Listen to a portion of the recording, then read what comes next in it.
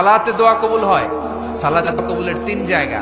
একটা হচ্ছে তাকবীরে তাহরিমের পরে আমরা সানা পড়ি না, আমরা তো একটা পড়ি, আল্লাহর হাবিব সুন্নাহ এবং নফল নামাজে আরো পড়তেন সানা, ওই দোয়া কবুল হয়। দুই নাম্বার জায়গা সালাতে সেজদায় পড়ে দোয়া করলে কবুল হয়।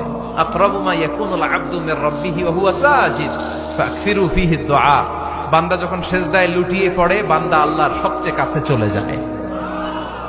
দেখা যায় সেজদাটা মসজিদের কার্পেটে পড়েছে, দেখা যায় কপালটা জায়নামাজের উপরে পড়েছে, দেখা যায় সেজদাটা আমার কপালটা মসজিদের টাইলসে পড়েছে, কিন্তু বিশ্বনবী বলে টাইলসের উপরে না, জায়নামাজে না, তোমার সেজদাটা তোমার রবের কুদরতি পায়ের উপরে পড়েছে।